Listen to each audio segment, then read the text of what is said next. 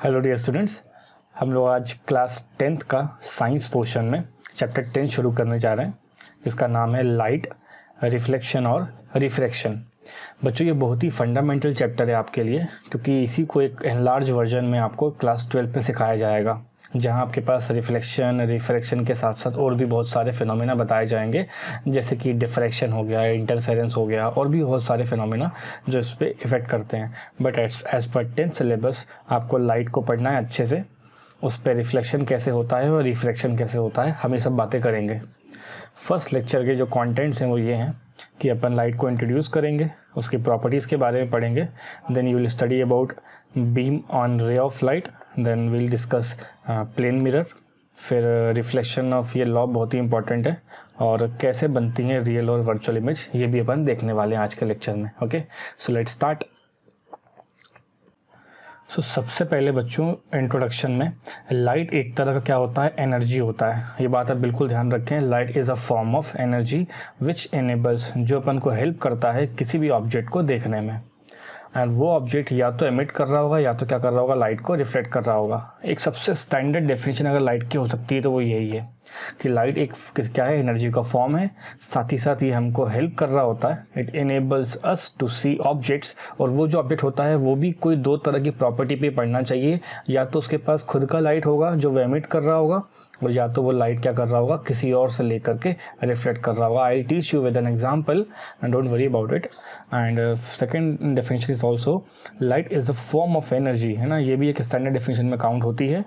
Light is a form of energy which produces sensation to our eyes. ये हमारे eyes को क्या करते हैं, सेंसेशन प्रोवाइड करते हैं, ताकि अपन को दूसरी ऑब्जेक्ट्स दिखाई दे और हमको विजन हमारी प्रॉपर बन पाए। अगर जो किसी डार्क रूम में एंटर करते हो, अगर हम बोलते हैं कि मान लो हमारे पास अगर विजन की कैपेसिटी है, हम देख सकते हैं चीज़ों को, लेकिन अगर अपन डार्क रूम में एंटर करते हैं फिर भी हमें कुछ भी विजुअल विजन में नहीं आता है, which means in dark room we cannot see anything, we cannot see any object kept there, right students. But light क्या करता है, हमको हेल्प करता है ऑब्जेक्ट्स को देखने में। This the first phenomena of light और फर्स्ट यूज ऑफ लाइट। फिर बोल सकते हो आप कि सर लाइट क्या है, एनर्जी होती है। लाइट एक तरह का सेंसेशन भी प्रोड्यूस करता है हमारे आइज़ में। आप पढ़ोगे अभी ह्यूमन आई चैप्टर में कि लाइट कैसे अपन के आइज़ में सेंसेशन देता है। अभी अपन थ्योरेटिकली इसको पढ़ के आगे बढ़ रहे हैं, राइट। 10th तक के सिलेबस में लाइट को ये माना जाता है कि लाइट सिर्फ स्ट्रेट लाइन में ही ट्रैवल करता है। आगे जाके आपको मालूम पड़ेगा 12th क्लास में कि लाइट ना बेंड होना भी धीरे धीरे शुरू करता है from this point of origin, जिस फिनोमेना को अपन डिफ्रैक्शन कहते हैं। So don't worry about it, upon 12th में जाएंगे तो सर बिल्कुल पढ़ाएंगे उस चीज़ को भी। सो क्या मिल रहा है अपन को यहाँ पे कि लाइट ट्रैवल करता है बच्चों स्ट्रेट लाइन में, ठीक है, in the form of particles and wave. Light का क्या है ना, डुअल नेचर होता है। ये आपको धीरे धीरे करके केमिस्ट्री और फिजिक्स सब में बताया जाएगा कि लाइट के पास दो नेचर होते हैं। पहला नेचर उसका है पार्टिकल नेचर, जिससे वो मोमेंटम और एनर्जी लेकर जाता है, और दूसरा उसका क्या नेचर है, वेव नेचर, जिससे भी वो एनर्जी को ट्रांसफर करता है किसी एक पॉइंट से दूसरे पॉइंट पे, ठीक है। With the help of light we see all the colours. Obviously आपको पता होगा कि जो रेनबो होता है उस पर 7 कलर्स होते हैं, और उन 7 कलर्स के मेजर जो सोर्स है वो हमारे पास क्या होता है, एक वाइट लाइट का होता है, और लाइट की हेल्प से ही अपन क्या करते हैं, सारे कलर, सारे ऑब्जेक्ट के कलर्स को ऑब्जर्व कर पाते हैं। अभी तक लेमैन लैंग्वेज में बात की जाए तो लाइट के लिए क्या होता है, आपके पास सिंपल सा इस तरह से इल्यूजन दिमाग में बना रहता है। एक इस तरह की इमेज बनी होती है कि लाइट एक सोर्स होगा जहाँ से अपन को लाइट एनर्जी एमिट करती हुई दिखाई जा रही होगी। अब मैंने आपको बता दिया है कि लाइट कैसे चल रहा होता है बच्चों, स्ट्रेट लाइन में। तो मान लो अगर ए और बी पॉइंट है और लाइट को क्या करना है, यहाँ से प्रोपोगेट करना है, तो इस चैप्टर में फिजिक्स में ये माना जाएगा कि जो लाइट है वो स्ट्रेट पाथ पे फॉलो कर रहा होगा, ठीक है। और जितने भी कलर्स हैं लाइट के, out of all the 7 colours, हम ये जानते हैं कि जो येलो कलर होता है वो सबसे ज़्यादा सेंसिटिव होता है हमारे ह्यूमन आई को। कोई ये ब्लैक ब्लू इन सब की बात मत करना, आप ये बस समझ लो कि जो येलो कलर होता है वो सबसे ज़्यादा क्या होता है, सेंसिटिव होता है। इसको अपन एक ग्राफ की हेल्प से बिल्कुल पढ़ सकते हैं बच्चों। ये आपके पास ह्यूमन आई 10th के सिलेबस में करिकुलम में चैप्टर है, जहाँ ये मालूम चलेगा कि आपके पास 7 कलर्स होते हैं। जैसे मान लो ये वॉयलेट हो गया, ब्लू हो गया, यहाँ पे इंडिगो भी आता है, फिर ग्रीन है, फिर आपके पास येलो है, ऑरेंज है और रेड है। तो आप देख सकते हो बच्चों, ये जो टॉप मोस्ट जो पीक पॉइंट है वहाँ पे कलर लिखा हुआ है येलो, और उस येलो की जो सेंसिटिविटी है, देखो यहाँ पे रिलेटिव इंटेंसिटी का जो पार्ट है उसी की सेंसिटिविटी के फॉर्म में बताया जा रहा है। वो क्या है बच्चों, येलो के पास मैक्सिमम है। येलो की जो सेंसिटिविटी है वो क्या है, मैक्सिमम है, right. Now you can say that कि कोई ब्लैक, ब्लू, येलो, ऑरेंज, ये सारे कलर्स में सबसे इंपॉर्टेंट जो कलर है हमारी आईज को सबसे पहले जो मिल जाता है, ये सबसे पहले अपन जिसको देखते हैं जा करके, वो सबसे ज़्यादा सेंसिटिव कलर कौन सा होता है, येलो। तो मैं यहाँ लिख देता हूँ येलो कलर फॉर लाइट। अभी बताऊँगा मैं आपको प्रॉपर्टीज़ के बारे में भी। तो yellow colour of light, yellow colour is most sensitive in all manner, okay. Yellow colour is most sensitive. ऐसा नहीं बोलेंगे आगे चल के सर रेड क्यों नहीं है, ब्लू क्यों नहीं है। हम इसको ह्यूमन आई चैप्टर में बिल्कुल डिटेल में पढ़ेंगे। अभी क्या है, एमसीक्यू या 1 मार्क रीजनिंग क्वेश्चन आएगा कि कौन सा कलर सबसे ज़्यादा सेंसिटिव है, आंसर होगा येलो, ओके। यही एक रीज़न है कि आप स्ट्रीट लाइट्स देखते हो या गाड़ी की जो फ्रंट व्हीकल के सारे आप फ्रंट लाइट देखते हो। ये देखो यहाँ पे मैंने लिखा हुआ है पॉइंट कि जितने भी कमर्शियल व्हीकल्स होते हैं ना बच्चों, उन सबको अपन क्या करते हैं, पेंट करके रखते हैं येलो से, या सोडियम के लैंप होते हैं जो येलो ग्लो करते हैं आपके जो रोड पे जो लाइट लगे होते हैं, बेसिकली सोडियम लैंप्स होते हैं। और यूजुअली हर तरह की लाइट इनिशियल डेज में येलो ही बनाई जाती थी। तो यहाँ इस पूरे पेज पे हमने क्या सीखा, सबसे पहले तो लाइट क्या है बच्चों, एक एनर्जी का फॉर्म है जो हमें विजन इनेबल कराता है। लाइट ट्रैवल करता है स्ट्रेट लाइन में, ये सेकंड पॉइंट हो गया। लाइट के लिए जनरल साहब के पास दिमाग में क्या था कि लाइट एक तरह का सोर्स होता है जिससे एनर्जी ट्रांसफ़र करती है। और एक बात और बताई गई है कि लाइट हमेशा स्ट्रेट लाइन में चलता है।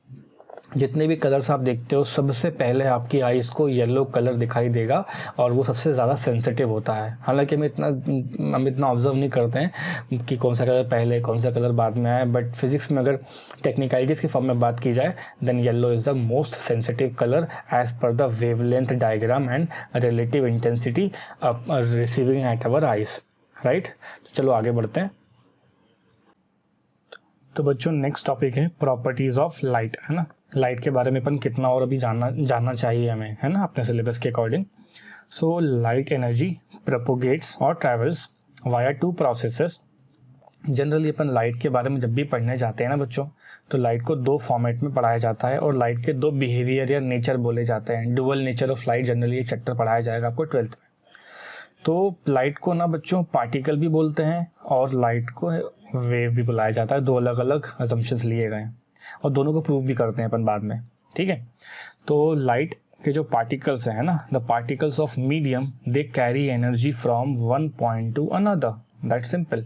विच मीन्स अगर आपके पास 2 पॉइंट्स हैं, जैसे मान लो ए है और बी है, ऐसा भी बताया गया आप लोगों को कि लाइट है वो स्ट्रेट लाइन पाथ पे ट्रेवल करेगा।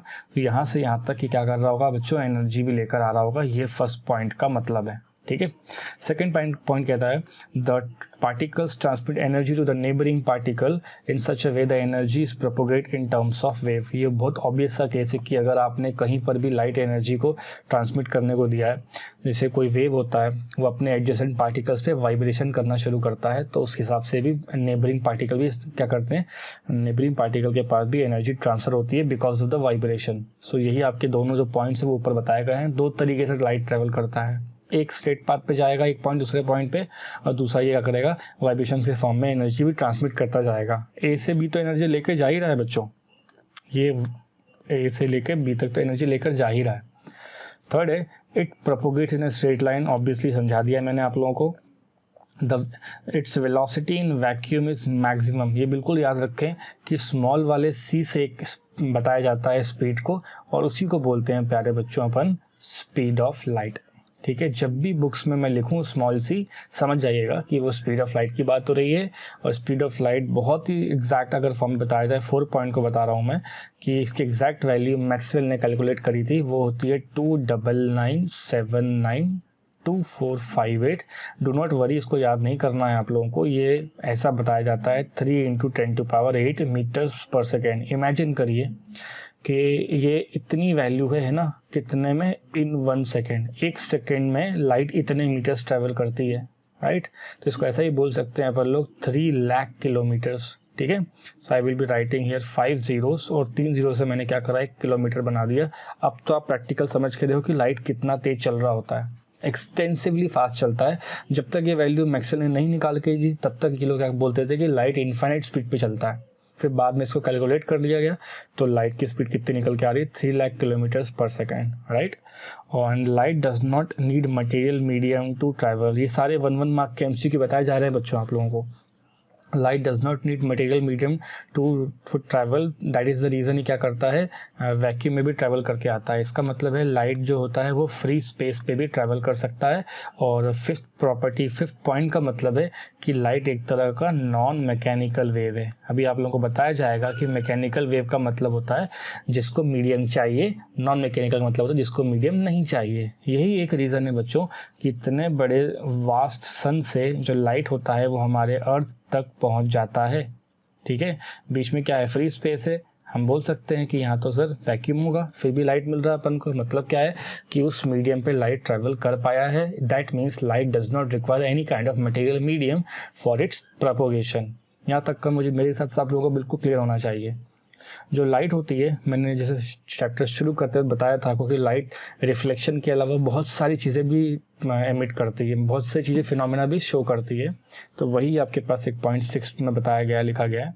It exhibit phenomena such as reflection आप लोग पढ़ोगे, इंटरफेरेंस नहीं पढ़ोगे, एंड डिफ्लेक्शन भी नहीं पढ़ोगे, और पोलराइजेशन एंड डबल रिफ्लेक्शन, ठीक है। तो ये सारी चीज़ें अपन सीनियर क्लास में जाएंगे तो पढ़ेंगे। अब ये समझ लो कि लाइट से रिफ्लेक्शन और रिफ्रैक्शन होता है जो हमारे चैप्टर्स के नाम है। सो यहाँ हम लोगों ने लाइट के बारे में बहुत ही डिटेल में चीज़ें देखी कि लाइट किस तरह से क्या क्या कर सकता है। इस पूरे पेज पे सबसे इंपॉर्टेंट बात है बताने वाली है वो ये है कि लाइट एक स्ट्रेट लाइन में ट्रैवल करेगा। दूसरा, लाइट के पास जो स्पीड है ना बच्चों वो ये है, कितनी लिखी है, 3 × 10⁸ ये बहुत ही ज़्यादा वैल्यू है। इमेजिन करो ना आप कि 1 सेकेंड में कोई व्यक्ति इतना फास्ट कहीं मूवमेंट कर रहा है और वो लाइट है। जब भी सर अगर लिखें इस तरह से सी तो उसका मतलब होगा हमेशा स्पीड ऑफ लाइट, ओके। और अभी रिफ्लेक्शन चक्र में मालूम पड़ेगा आपको कि लाइट ना मीडियम पे जाते जाते बदलती है। तो सी का मतलब है स्पीड ऑफ लाइट है वो कहाँ पर है, एयर में, ठीक है। और इसको बोल सकते हैं अपन वैक्यूम में। इसको और बोल सकते हो आप लोग, सिंपल सी बात है कि सर इसको अपन फ्री स्पेस भी बोल सकते हैं। सिमिलरली अगर मैं यहाँ पे स्मॉल वाला वी लिखता हूँ ना बच्चों, तो ये स्पीड ऑफ लाइट होता तो है, ठीक है। ये भी, इसका मतलब भी स्पीड ऑफ लाइट ही है, लेकिन बस वो स्पीड ऑफ लाइट कहाँ पर बताई जाएगी, किसी एक मीडियम के लिए। ये बात ध्यान रखें, इंपॉर्टेंट बातें हैं दोनों के दोनों।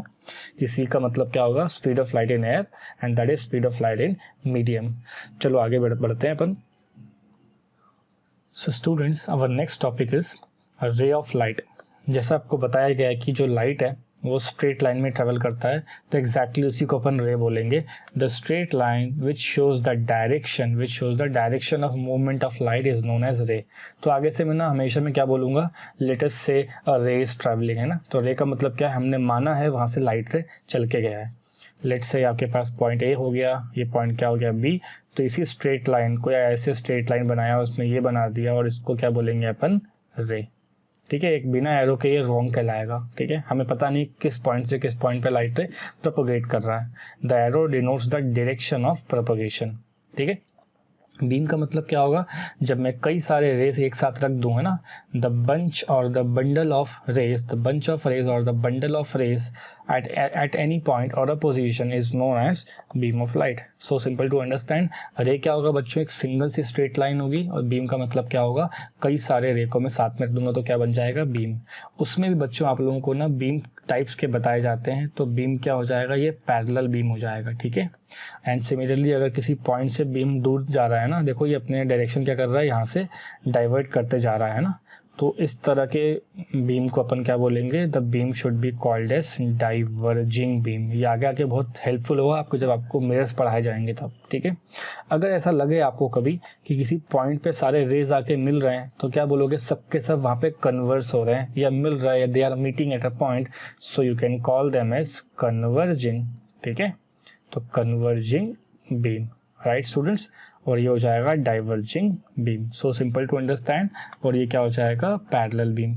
लेकिन इनको अपन डिफाइन कैसे करें, तो डिफाइन करने के लिए बहुत सिंपल सी कंडीशन है कि किसी भी दो पॉइंट को आप इस तरह मार्क कर लो और उन दोनों पॉइंट पे क्या बोलो आप कि इस बीम का जो डायमीटर है वो चेक कर लो। देखो मैंने भी क्या किया, यहाँ पे बीम का डायमीटर बनाया, तो उससे इसका डायमीटर कितना हो जाएगा D1, इसका कितना हो जाएगा D2। और कोई भी बच्चा देखकर बोल सकता है कि सर पैरेलल बीम की कंडीशन होनी चाहिए कि D1 बराबर किसके आना चाहिए, D2 के, तभी वो क्या कहलाएगी, पैरेलल बीम कहलाएगी। सिमिलरली अगर मैं यहाँ पे दो पॉइंट इस तरह मार्क कर लेता हूँ, से ए और बी मैंने बना दिए, तो यहाँ पे इसका डायमीटर बच्चों इस तरह से रहेगा और यहाँ पे इसका डायमीटर बहुत ही ज़्यादा रहेगा, ठीक है, इसके कंपेयर में ज़्यादा ही है। तो यहाँ आप बोलोगे सर ये D1 है और ये क्या हो जाएगा D2। आप कह सकते हो कि इससे जो D1 होगा वो लेस देन होगा किसके, D2 के। Simple to understand. And again you can see here that इसके साथ अगर अपन बात करेंगे तो जहाँ से रे चलकर आता है, देखो मेरे पास दो पॉइंट बने हुए हैं यहाँ पे, तो ये रहा अपने पास, ठीक है, और यहाँ पे भी एक डायमीटर बन जाएगा। देखो बच्चों, तो जहाँ से रे ट्रैवल करता है ना उसको हमेशा फर्स्ट बोलेंगे D1 और ये वाला क्या हो जाएगा बच्चों, D2। तो यहाँ बोलना पड़ेगा अपन को D1 है वो क्या है, ज़्यादा हो गया किससे, D2 से। तो यही तीन बातें आप बोल सकते हो। When the diameter is equal then it is called as parallel beam, and when the diameter is increasing in nature तो आप बोलोगे सर डाइवर्जिंग है। और जब डायमीटर क्या होगा आपका, कम हो रहा होगा, देखो ये कम होते जा रहा है डायमीटर, एक पॉइंट पे आके क्या करेंगे, कन्वर्ज कर जाएंगे अपने आप को, तो क्या कहलाएगा बच्चों आपका converging beam. That's all for the रे एंड बीम। इसके बाद के टॉपिक्स देखते हैं अपन, चलो। तो बच्चों हमारा नेक्स्ट टॉपिक है how do we see objects, how we see objects. So बहुत ऑब्वियस सी बात है कि हमारे ह्यूमन आई पे जो लाइट रे होता है ना वो क्या करता है, सेंसेशन प्रोड्यूस करता है, और उससे हमारे लाइट के अंदर जो फंक्शंस होते हैं वो मिलते हैं। चैप्टर है हमारे पास ह्यूमन आई। अभी समझ लो कि यहाँ पे जो लाइट रे है वो उसके पास डायरेक्ट जा रहा होगा, ठीक है, डायरेक्ट लाइट रे किसके पास से जा रहा है, कैंडल के पास जा रहा है। तो कैंडल्स क्या है, अपने पास एक लाइट का क्या है, सोर्स है, it contains its own source. So हमें वो ऑब्जेक्ट क्या है, विजिबल है। लेकिन अगर मान लो ये किसी रूम के अंदर लगा हुआ है तो वहाँ पे क्या होगा, फैन भी होगा बच्चों इस तरह से, और आपको फैन भी दिखाई देता है। सिमिलरली आपको विंडो भी दिखाई देती है अपने घर की, ठीक है। तो क्या होता है बच्चों, इससे कुछ एक लाइट रे इस फैन के पास भी जा रहा होगा और रिफ्लेक्ट करके आपके आईज तक पहुंच रहा होगा। The same will be happening with the window, every portion of the window, और वहाँ से भी आपको लाइट रे मिल रही होगी। तो क्या समझ में आ रहा है आपको कि कोई भी ऑब्जेक्ट को अगर आप देखते हो, है ना, तो क्या मतलब होना चाहिए कि या तो उसके पास लाइट का सोर्स होना चाहिए, और या नहीं तो अगर लाइट सोर्स नहीं है तो लाइट को या तो रिफ्लेक्ट करना होना चाहिए। Which means for any object to be visible, बहुत स्टैंडर्ड फॉर्म बता रहा हूँ मैं ये, for any object to be visible there are only two conditions. First, either it should be light source, okay. देखो उसके पास क्या होना चाहिए, लाइट का सोर्स होना चाहिए, या तो क्या होना चाहिए, इट शुड रिफ्लेक्ट लाइट। जो इन दोनों में से कुछ भी नहीं कर पा रहा है वो हमको नहीं दिखाई देगा। आगे जाके पढ़ोगे आप लोग सीनियर क्लास में, ब्लैक बॉडीज नाम के ऑब्जेक्ट्स होते हैं जिनके लाइट एग्जिट ही नहीं कर पाती, जैसे ब्लैक होल हो गए, ब्लैक बॉडीज हो गए। और it should emit light, it should B light source, और इसके पास क्या होना चाहिए, लाइट एमिट करना चाहिए। और सेकंड वाला क्या है बच्चों, it should be reflecting the light, it should be reflecting the light. So simple to understand, हमें वही चीज़ दिखाई देंगी, या तो उनके पास डायरेक्ट कोई लाइट का सोर्स होगा, या तो वो किसी ऑब्जेक्ट या तो कहीं सोर्स है वो रिफ्लेक्ट करके अपन को दे रहे होंगे। अगर यहाँ पे लाइट को मैं यहाँ बंद कर दूँ कैंडल को, और पूरा रूम में क्या हो जाए बच्चों, डार्क हो जाए, then you won't be able to see anything. ना फैन दिखाई देगा, ना कैंडल, ना विंडो, एनी, आपको कुछ भी नहीं दिखाई देगा। एग्जैक्ट अगर प्योर डार्क रूम में अगर आ जाए इसको लेकर, अगर आप क्या करो बच्चों, पूरे डार्क रूम में आ जाओ इसको लेकर, तो आपको कोई विजन नहीं मिलेगी। इसका मतलब क्या है, जो लाइट है वो एक तरह का एनर्जी है, और हमको लाइट क्या देता है, light gives us the ability of vision, ठीक है। हमें क्या देता है बच्चों, लाइट विजन देता है। ये बात कभी नहीं भूलेंगे अपन, ठीक है। ये हो गया अपने पास बेसिक स्ट्रक्चरल चीज़ें जो लाइट के बारे में पता होनी चाहिए बच्चों को। इस पूरे पेज पे दो बातें इंपॉर्टेंट है कि अगर किसी ऑब्जेक्ट को देखना है आपको, तो या तो उसके पास खुद की लाइट होनी चाहिए, और या तो किसी ऑब्जेक्ट से रिफ्लेक्ट कर रहा हो लाइट हमारे आईज तक, ओके। चलो आगे देखते हैं। सो बच्चों नेक्स्ट टॉपिक हमारे पास है वो है मिरर। मिरर एक तरह का बहुत ही स्मूथ और हाईली पॉलिश्ड सरफेस होता है जो अपने आप में रिफ्लेक्टिंग बन जाता है, इसे अपन क्या बोलेंगे, मिरर। बेसिकली ये दो टाइप के होते हैं, कौन कौन से होंगे, प्लेन मिरर होगा और स्फेरिकल या कर्व्ड मिरर होगा। ये डिपेंड करता है कि उसकी रिफ्लेक्टिंग साइड किस तरफ है, उस पर डिपेंड करता है कि वो किस कैटेगरी का और कौन सा मिरर है, ठीक है। तो जब कभी कोई आप ग्लास प्लेट को है ना पॉलिश करते हो किसमें, वन साइड से किसी रिफ्लेक्टिंग मटेरियल से ना, वो मटेरियल कौन सा होता है, सिल्वर या निकल। कहने का मतलब है आपने क्या किया, इसको पॉलिश कर दिया, ठीक है। एक सरफेस को आपने क्या किया, पॉलिश कर दिया। किससे पॉलिश किया बेटा, ये हो जाएगा थिन सिल्वर मेटल से पॉलिश कर दिया इसको हम लोगों ने, है ना। सिल्वर मेटल या निकल लिक्विड फॉर्म में उन मेटल को मैंने लाके पॉलिश कर दिया, उससे ये सरफेस क्या बन गई, बहुत ज़्यादा स्मूथ बन गई और इसका नाम क्या पड़ गया, प्लेन मिरर, क्योंकि ये एक प्लेनर सरफेस थी पहले। जो लाइट रे मिरर के पास आती है उसको अपन क्या नाम देते हैं, इंसिडेंट। जो इससे परपेंडिकुलर बना रखी है हमने डैश करके, उसका नाम क्या हो जाएगा, normal. And the light ray which propagates away from the mirror is known as reflected. तो ये एक तरह के स्मूथ सरफेस की तरह हो गया और कोई भी लॉजिक से बोल सकता है कि जिस भी एंगल पे इंसिडेंट करेगा उसी एंगल से क्या करेगा, रिफ्लेक्ट हो जाएगा ये। तो आई का मतलब है एंगल ऑफ इंसिडेंट्स, आर का मतलब होता है एंगल ऑफ रिफ्लेक्शन। ओके, सो ये हमारे पास क्या हो गया, बेसिक सा इंट्रोडक्शन प्लेन मिरर का। मान लो आपके पास कोई हॉलो स्फीयर है ना, स्फेरिकल के बारे में बात कर रहा हूँ मैं। मान लो आपके पास क्या है, कोई हॉलो स्फीयर है ग्लास से बना हुआ, उसका मैंने कोई पोर्शन यहाँ से इतना कट कर दिया, ठीक है, उसका मैंने एक पोर्शन कट कर दिया। तो अब मेरे पास दो ऑप्शन है कि मैं आउटर साइड भी पॉलिश कर सकता हूँ और इनर साइड भी पॉलिश कर सकता हूँ, है ना, ठीक है। तो जैसे ही मान लो अगर आपके पास अंदर की साइड अगर स्मूथ बना दिया आपने, ठीक है, अंदर की साइड क्या बना दी बच्चों, स्मूथ बना दी। और ऐसा भी हो सकता है कि आप बाहर की साइड स्मूथ बना दो, ये आउटसाइड का साइड है ना, तो अगर बाहर की साइड पे क्या कर सकते हो, स्मूथ बना सकते हो। स्मूथ कैसे बनाते हैं अपन, कोई भी रिफ्लेक्टिंग मटेरियल जैसे सिल्वर और निकल से पेंट कर दिया हमने। ओके, सो इस तरह के मिरर का नाम क्या हो जाएगा बच्चों, कॉनकेव। और जो बाहर से बन रहा है कॉन्वेक्स जैसा, तो ये हो जाएगा कॉन्वेक्स। कॉनकेव का मतलब होगा आपको लगेगा कि आप किसी केव के अंदर जा रहे हो, है ना, ऐसा याद कर लो इसको शॉर्ट फॉर्म में कि किसी केव पे एंटर कर रहे हैं, तो क्या बनेगा वो कॉनकेव मिरर, और ये क्या हो जाएगा, कॉन्वेक्स मिरर, ठीक है। प्लेन मिरर का फिर से एक और डेफिनेशन मैंने लिखा हुआ है, a highly polished plane surface is called as plane mirror. Simple, polish करा हुआ है, बात खत्म हो गई यहीं पे, प्लेन मिरर है वो तो। और टोटली प्लेन और flat surface of a glass which is polish on one side of reflecting material is known as plane mirror. मतलब जिस साइड आप सिल्वर से पॉलिश करोगे उस साइड क्या बन जाएगा, वो प्लेन मिरर बन जाएगा। ओके, स्फेरिकल का क्या मतलब बनता है बच्चों, ये एक ऐसा मिरर होगा जो किसी हॉलो स्फीयर के किसी एक साइड पे अपन ने उसको रिफ्लेक्शन बनाने के लिए पॉलिश किया हो, ठीक है।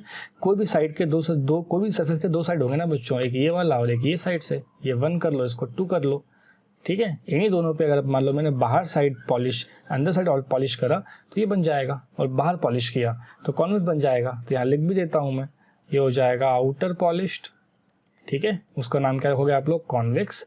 और यहाँ लिख देते हैं अपन inner surface is being polished, तो उसका नाम क्या हो जाएगा, हम कॉनकेव कर देंगे, ठीक है।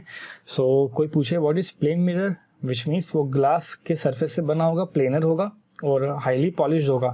और कोई कहता है what is spherical mirror, then a mirror whose polish surface is a part of glass sphere, ठीक है, ग्लास के स्फीयर से बना होगा। मान लो इतना पोर्शन बस मैंने अलग कर लिया, ठीक है बच्चों, और उसको मैंने किसी एक साइड पॉलिश करूंगा तो ये दोनों निकल कर आएंगे, है ना, इधर और करके। चलो आगे देखते हैं। तो बच्चों जो अपन डेली लाइफ में यूज़ करते हैं प्लेन मिरर, उसको थोड़ा डिटेल में पढ़ते हैं। So plane mirror is a mirror which is flat, और फ्लैट सरफेस और रिफ्लेक्टिंग सरफेस जो उसकी क्या होगी, फ्लैट होगी। और लाइट रे जो स्ट्राइक करता है प्लेन मिरर पे, तो जो एंगल होता है रिफ्लेक्शन का वो इक्वल कर जाता है एंगल ऑफ इंसिडेंट्स के। आप जनरली देखते होंगे कोई भी एक डायग्राम से अगर समझे अपन, ये हमारे डेली यूज़ का जो मिरर होता है उस वही एक तरह से प्लेन मिरर होता है। अगर आप अपने पास से राइट हैंड लेकर जाते हो तो सामने वाले का जो लेफ्ट हैंड होता है वो आपको सामने दिखाई देता है, आपने कभी नोटिस किया होगा, ठीक है। और ये चीज़ कौन है बच्चों, ये क्या है, प्लेन मिरर। मतलब कहने का मेरा ये है कि ये चीज़ों को लैटरली इन्वर्ट करके दिखाता है। जैसे कोई पेन रखा हुआ है यहाँ पे और ये आपके पास क्या बन जाएगा बच्चों, मिरर। इस साइड जिस साइड पे अपन ऐसे एरो बनाते हैं ना, उसकी दूसरी वाली साइड मतलब क्या है, ये पॉलिश करी हुई है। जो साइड पॉलिश होगी ना वही साइड क्या बन जाएगी, आपकी रिफ्लेक्टिंग बन जाएगी। ओके, सो जैसे मान लो मैंने यहाँ पॉइंट्स मार्क कर दिए A, B, C and D। So A जितना दूर है मिरर से वो एग्जैक्टली उतना ही बैकवर्ड में क्या बनाएगा, अपने को A डैश देगा। सिमिलरली कोई पॉइंट B होगा तो क्या दे देगा बच्चों, B डैश, इमेज क्या हो जाएगी C डैश, और यहाँ क्या हो जाएगा D डैश। इसके और बहुत ही कॉम्प्लेक्स फॉर्मेट्स हैं जो अपन लोग सीनियर क्लास में जाके पढ़ते हैं। तो अभी अपन को बेसिक सी बातें पूछी जाएंगी कि मान लो आपके पास कोई इस तरह का मिरर है, देखो आप मिरर का नाम M रख देते हैं और लेट से कोई ऑब्जेक्ट इस शेप में लाया गया है और पूछेगा इमेज कैसा होगा, तो आंसर होगा वो लेटरली इन्वर्ट करके दिखता है, तो वो इस तरह से दिखाई देगा आपको। ठीक है, इसको मैं नीचे लिख देता हूँ ऑब्जेक्ट, इसको क्या मैं लिख देता हूँ इमेज। आपने वो एम्बुलेंस वाला पैटर्न देखा होगा, वो रिवर्स ऑर्डर में एम्बुलेंस लिखा होता है कई जगहों हॉस्पिटल्स के वैन्स पे। ये जो मिरर है वो क्या कर रहा है बच्चों, बेसिकली ये कर रहा है लैटरल इमेज को बना के दे रहा है, लैटरली इन्वर्ट कर रहा है, ये लैटरल इन्वर्जन कहते हैं इसको। एक और बहुत इंपॉर्टेंट बात मैं बताना चाहूँगा कि जो प्लेन मिरर के साथ ही कॉन्ट्रडिक्ट करती है। मान लो आपके पास कोई प्लेन मिरर है, तो इससे जितना दूर आपने ऑब्जेक्ट को रखा होगा ना बेटा, जितना दूर आपने ऑब्जेक्ट को रखा होगा उतना ही दूर बच्चों आपको क्या मिलेगा, इमेज मिलता है। और ये कैसे हो रहा है ये अपन फर्दर क्लासेस में पढ़ेंगे, फर्दर लेक्चर्स में देखेंगे। तो मान लो मैंने थोड़ी देर के लिए यहाँ पे x डिस्टेंस दिया, तो ये डिस्टेंस कितना हो जाएगा y, और कोई बच्चा बैठा हुआ कह सकता है कि सर x बराबर क्या हो जाएगा y। सो ये हमारे पास एक बेसिक से अंडरस्टैंडिंग होगी कि what is a plane mirror. ये चीज़ों को लेटरली इन्वर्ट करता है, जो हमारा राइट हैंड रहेगा वो सामने वाले का लेफ्ट हैंड बन जाएगा। ठीक है, और मिरर के अंदर जो है हमारा जो इमेज होता है उसकी बात हो रही है। और ये आपके पास कोई ऑब्जेक्ट है तो वो आपको इन्वर्ट होकर दिखाई देगा। मैंने एक एग्जाम्पल भी आपको लेके दिया। ठीक है, और डिस्टेंस बराबर होंगे वो मैंने आपको बताया, ये कैसे बराबर आ रहा है ये अपन देखेंगे अभी। ठीक है, चलो आगे बढ़ते हैं। तो बच्चों नेक्स्ट टॉपिक क्या है हमारे पास, रिफ्लेक्शन ऑफ लाइट। सबसे पहले देखते हैं इसको, हमारे पास क्या है, प्लेन मिरर दिया हुआ है, इसका ये अपर वाला साइड क्या हो जाएगा बच्चों, पॉलिश हो जाएगा, और जो भी साइड इसके परपेंडिकुलर बनती है उसका नाम क्या होता है, नॉर्मल, और बुक्स वगैरह में उसको इक्वल भी कहते हैं। सो इंसिडेंट रे का क्या मतलब है यहाँ पे देखो, the light ray which falls on the polish surface is called as incident ray. So ये लाइट है देखो फॉल करती हुई दिख रही है प्लेन मीटर पे, और यही लाइट रे जिस पॉइंट पे फॉल करेगी उसका नाम P रखेंगे आप लोग, that will be called as point of incident. And the light ray which moves towards the mirror is also called as incident ray, है ना। इसकी दो डेफिनेशन हो सकती हैं, ये क्या होता है, it will move towards the mirror. ठीक है, मूव टूवर्ड्स द मिरर, ये साथ में मैं लिख देता हूँ, move towards mirror. Okay students, इसको भी क्या बोलोगे आप, इंसिडेंट रे बोलोगे। रिफ्लेक्टेड रे कौन सी होगी, जो मिरर से अवे जाती है। ठीक है, the light ray which gets reflected from the polish surface is known as reflected ray. इसका ये भी मतलब हो सकता है कि ये मिरर से दूर जा रही है, तो हो जाएगा move away from mirror. Okay students, normal क्या होती है, the normal is a line which is right angle at the reflecting surface. तो मैंने बताया था आपको, ये यहाँ से कितना बना रहा होगा, राइट एंगल बना रहा होगा, तो इसको अपन बोलेंगे नॉर्मल या नॉर्मल रे या नॉर्मल प्लेन कहलाता है पूरा ये अपने आप में। नॉर्मल पे बैठ के ही आपको एंगल लिखने होते हैं, तो नॉर्मल से लेके इंसिडेंट तक का एंगल क्या कहलाएगा, एंगल ऑफ इंसिडेंट्स, और नॉर्मल से रिफ्लेक्टेड का एंगल क्या कहलाएगा आपका बच्चा, एंगल ऑफ रिफ्लेक्शन। सो ये बेसिक्स आपका रिफ्लेक्शन है, इस पे लॉज होते हैं वो अपन अभी नेक्स्ट स्लाइड में देखने वाले हैं। ठीक है, तो ये आपके पास क्या बन रहा है, पॉइंट P बन रहा है। इंसिडेंट रे मतलब वो रे जो मिरर के पास आती है, और वो रे जो मिरर से दूर जाती है उसे अपन क्या बोलते हैं, रिफ्लेक्टेड रे। राइट स्टूडेंट्स, तो हमारे पास ये सबके सब मिल रहे हैं। नॉर्मल तो बहुत ही आसान है, मतलब जो चीज़ 90 डिग्री पे हो, किससे, आपके प्लेन से, रिफ्लेक्टिंग प्लेन से, उसे अपन क्या बोलेंगे, नॉर्मल, और P stands for point of incidents. Okay, so let's move forward.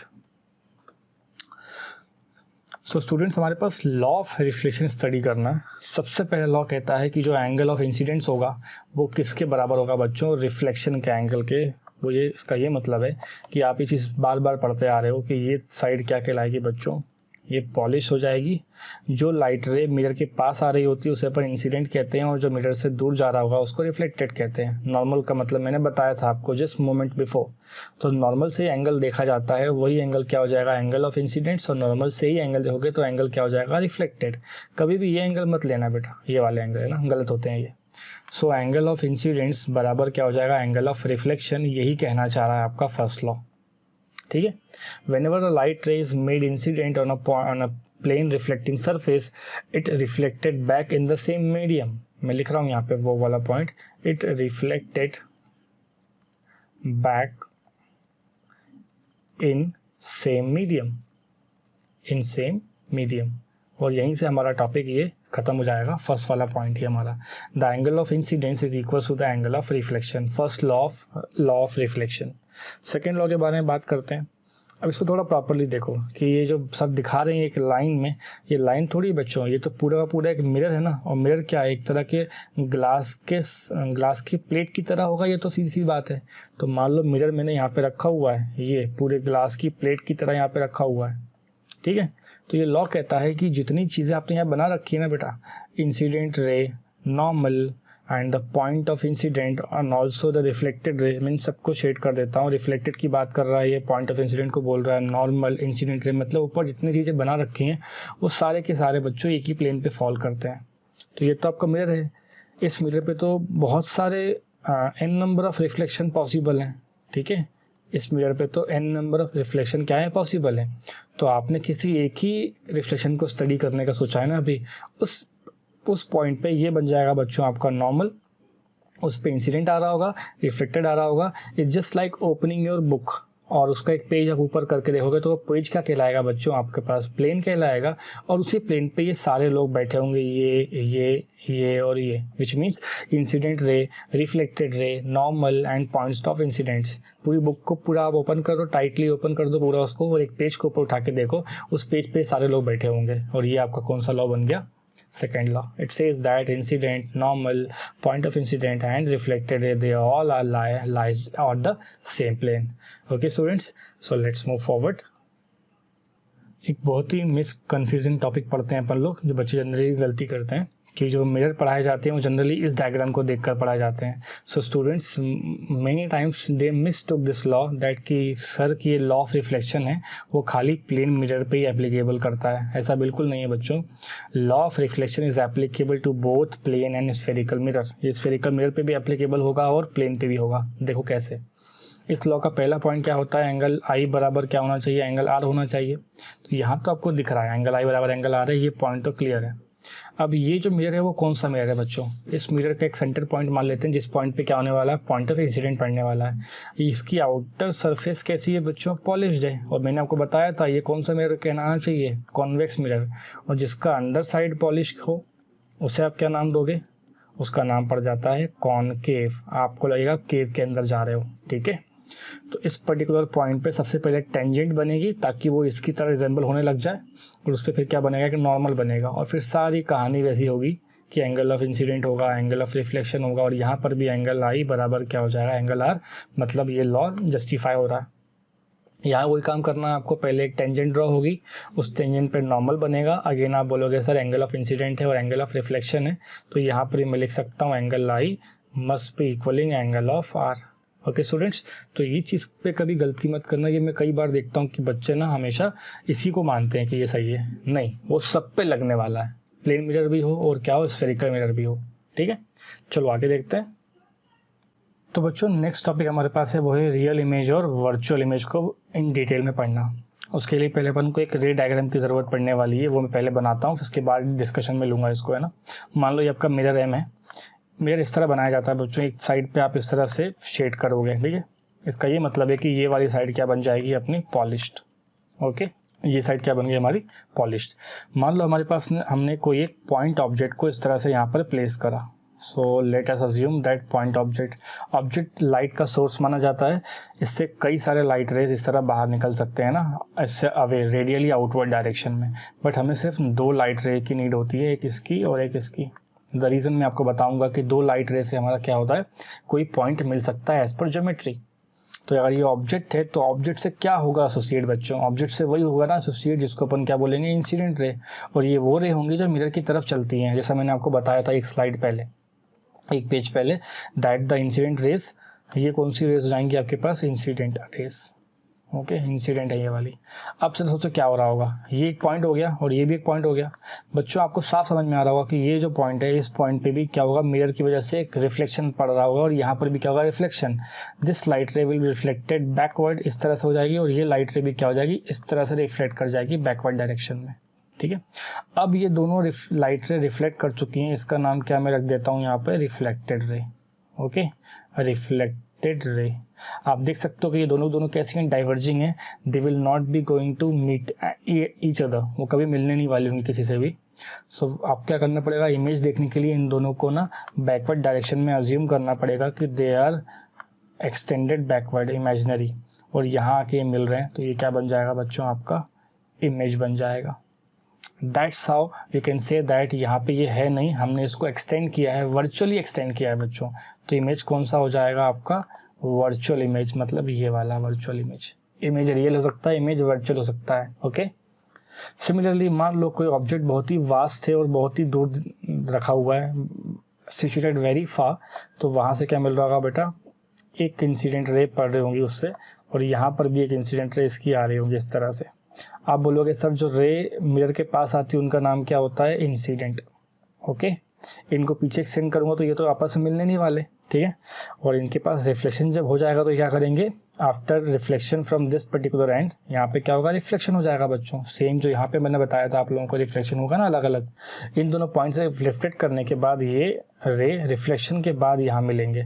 तो रिफ्लेक्टेड रे का मतलब होता है कि उससे जो पॉइंट बनेगा ना, उस पॉइंट का नाम क्या हो जाएगा, इमेज ऑलवेज। और इंसिडेंट रे से जो पॉइंट बनता है उसका नाम क्या होता है, ऑब्जेक्ट होता है। तो ये दोनों जो इंसिडेंट वाले हैं वो तो बच्चों को कोई मिलने नहीं वाले हैं, विच मीन्स आपको इनको वर्चुअली एक्सटेंड करना पड़ेगा इस तरह से, और यहाँ पे क्या आ जाएगा, आपके पास ऑब्जेक्ट मिल जाएगा। ओके, तो यहाँ रियल, यहाँ पे इमेज सचमुच में रिफ्लेक्ट होके मिल रहे हैं, विच मीन्स इमेज कैसा हो जाएगा बेटा, हो जाएगा रियल। तो वही चीज़ यहाँ पे आपको समझाएगा ये रियल इमेज के फॉर्मेट में। ये दो बहुत ही अच्छे स्टैंडर्ड एग्जांपल्स हैं जिनसे आप ये क्लियर कर सकते हो कि प्लेन मिरर कैसे बिहेव करता है। मैं बताता हूँ कैसे बिहेव करता है। यहाँ पे ऑब्जेक्ट कैसा है बच्चों, ऑब्जेक्ट है आपका रियल, वेरी इंपॉर्टेंट। तो इमेज कैसा है, वर्चुअल। अब उल्टा बोलो, इमेज कैसा है, रियल, तो ऑब्जेक्ट कैसा होना चाहिए, ऑब्जेक्ट होना चाहिए वर्चुअल। तो अगर कभी एमसीक्यू में आ जाए आपके लिए कि प्लेन मिरर क्या करता है, तो अगर मैं ऐसा लिख दूं यहाँ पे, अगर ऑब्जेक्ट आपका पास क्या है, सचमुच में है रियल, तो उसकी इमेज कैसी देगा प्लेन मिरर, इमेज उसकी देने वाला है वो हो जाएगी virtual. Just see the first diagram, object real है, इमेज कैसी है, वर्चुअल है। सिमिलरली अगर आपके पास क्या हो जाए, ऑब्जेक्ट ही अगर बच्चों वर्चुअल मिल जाए, ठीक है, इसको रिपीट कर लेना, पॉज करके नोट कर लेना पूरा, उसके बाद समझ में आने वाला है। ऑब्जेक्ट वर्चुअल होगा तो जो इमेज होगी ना बेटा, वो कैसी हो जाएगी, रियल। ठीक है, जो हम देखते हैं अपने आप को मिरर के अंदर वो वर्चुअल पर्सन होता है, हम रियल होते हैं, मतलब वो ये वाला केस होता है बेटा। और लैब में जाके अपन अलग अलग अरेंजमेंट करके इसको भी पॉसिबली पढ़ सकते हैं। ठीक है, चलो आगे देखते हैं। उससे पहले मैं इसको कंप्लीट कर देता हूँ। जैसे रियल इमेज का मतलब होता है कि देखो ये इमेजेस ना सचमुच में रिफ्लेक्टेड रे मिल रहे होंगे यहाँ पे। सो व्हेन द लाइट रे आफ्टर रिफ्लेक्शन, है ना, यहाँ देखो आफ्टर रिफ्लेक्शन, ये पूरा कंप्लीट कर रहा है अपना point. After reflection from mirror they meet at a point, ठीक है, they meet at a point and actually meet करते हैं, उसे अपन क्या बोलेंगे, रियल। जब सचमुच में मीट करेगा क्या बोलोगे उसको, रियल। वर्चुअल का मतलब क्या हो जाएगा, व्हेन द रे of light after being reflected from mirror, और रिफ्लेक्शन भी कर सकता है ये जब लेंस पढ़ाएगा टीचर आपको, और ये ना अपीयर करते हैं, ये पॉइंट ढूंढते हैं बस अपन डेफिनेशन में। When they appear to meet, देखो यहाँ पे सचमुच में मीट तो नहीं कर रहा है बट ये अपीयर कर रहा है यहाँ पे मीट करने के लिए, and that is the only reason कि यहाँ पे ये इमेज बनी नहीं है, हमने ऑब्जर्व करी है appear to meet at this point. और यहाँ पे क्या हो रहा है बेटा, ये एक्चुअल में मीट कर रहा है, actually meeting at this particular point. जब सचमुच में रे आ रहे होंगे तो रियल होंगे, जब हम अब एक्सटेंड करेंगे और अपीयर कर रहे होंगे, मीट करेंगे वहाँ पे, वो क्या कहलाएंगे, virtual. That's all for this topic. Okay, चलो आगे बढ़ते हैं। So students, let us now understand what is exactly image और ऑब्जेक्ट क्या होता है। मैं कई बार बच्चों को देखता हूँ कि वो बेसिक डेफिनेशन में भी कभी कभी गलती करते हैं कि इमेज होता क्या है सर बताइए, और एग्जैक्टली ऑब्जेक्ट का मतलब क्या है। हम बार बार बोलते तो हैं कि ऑब्जेक्ट है और इमेज है। बच्चों जैसे आपने एक टॉपिक पहले देखा, एक पेज पहले, कि इमेज किस पे डिपेंड कर रहा था, इमेज रिस्पॉन्सिबल सिर्फ था कहाँ पे, रिफ्लेक्टेड रेज पे। तो वही इसकी डेफिनेशन है, that image is the point of, image is the point of intersection. और कुछ था ही नहीं, इमेज है ना, सिंपल डेफिनेशन है, image is the point of intersection of, किसका है बच्चों, वो रिफ्लेक्टेड रेज का है। That's all for this topic. Reflected raise. Similarly object को किससे मतलब होता है, ऑब्जेक्ट से क्या निकलते हैं बच्चों, इंसिडेंट रेज निकलते हैं। तो as per geometry object can be defined in this chapter as the point of intersection of incident rays. So simple but so easy, लेकिन कई बार बच्चे ना इसी को समझाने में बहुत प्रॉब्लम क्रिएट करते हैं। So I advise you to keep this thing in your mind that image is the point of intersection. किसका है ये इंटरसेक्शन, रिफ्लेक्टेड रेज का, और ऑब्जेक्ट किसके लिए बच्चों इंटरसेक्शन है वो किसका है, इंसिडेंट रेज का है। That's simple. अब इन दोनों के जो मैंने आपको इमेजेस बनाए थे, रियल इमेज और वर्चुअल इमेज, जो एक पेज पहले आपने पढ़ा था, ठीक है, मिरर से, तो उनके बेसिक डिफरेंसेस क्या होते हैं और वो कैसे पढ़ने हैं, लैब में कौन से दिखते हैं कौन से नहीं दिखते हैं, वो अपन देखते हैं। ठीक है, पहले बात करते हैं रियल के बारे में। सो रियल इमेज कब मिल रही होगी, जब लाइट रे रिफ्लेक्ट करे या रिफ्रैक्ट करे। रिफ्लेक्ट करेगा वो आपका लेंस में आएगा 2-3 क्लास के बाद, और रिफ्लेक्ट मतलब ये किससे बोल रहा है टीचर, मिरर से। जब लाइट रे एक्चुअल में आपको दिखे किसी पॉइंट पे जाते हुए, तो वहाँ कौन सी इमेज बनेगी, रियल।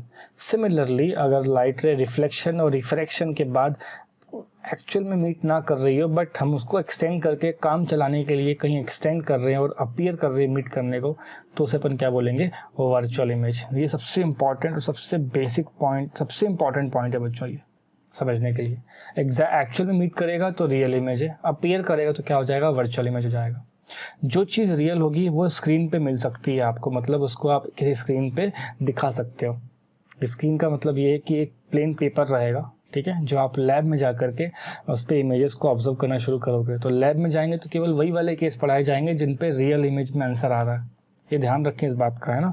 रियल इमेज है वो सिर्फ स्क्रीन पे मिल सकती है, और वर्चुअल मतलब वो एक्सटेंड करी हुई है, बनाई गई है, एक्चुअल में वहाँ तो है नहीं वो, तो it can not be obtained on screen.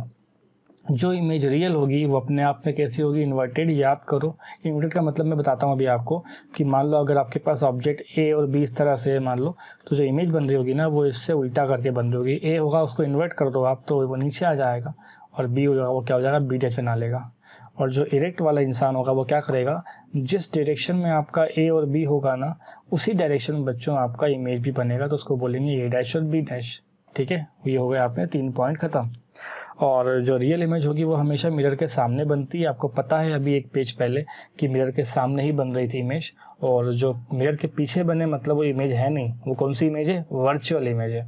उसको अपन ने एक्सटेंड किया है, उसको अपीयर कर रहा है आपको कि वहाँ पे बनेगा।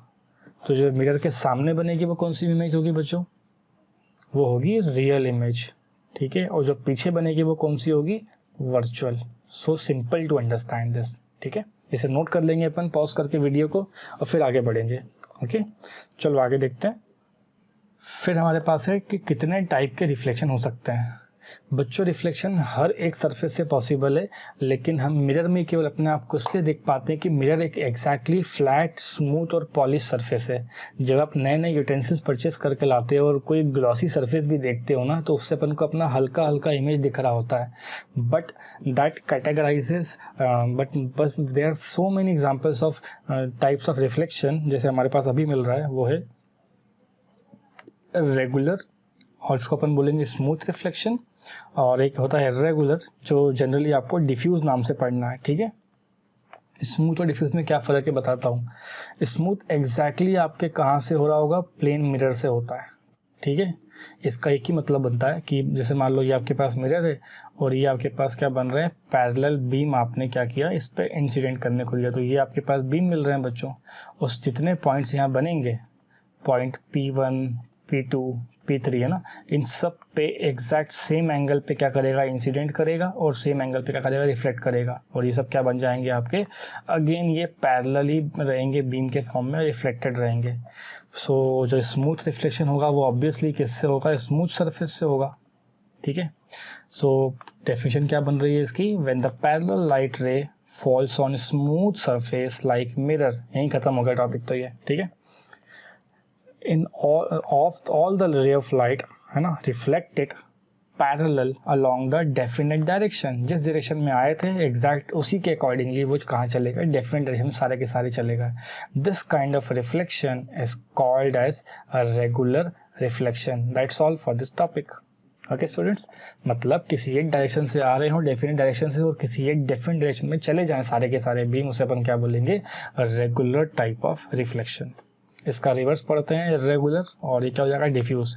कई बार आपको ये एक रफ सरफेस देखते हो बच्चों, है ना, जैसे आपका कोई कॉपी हो गया या कोई प्लास्टिक हो गया, कोई टेबल हो गया, कोई वॉल हो गया, एग्जाम्पल में बहुत सारे हो सकते हैं ये, ठीक है, वॉल, कोई टेबल, तो उससे तो आपको इमेज मिलने नहीं वाला, लेकिन वो अपन को दिखाई दे रहा है, मतलब वहाँ पे क्या है, रिफ्लेक्शन तो पॉसिबल है।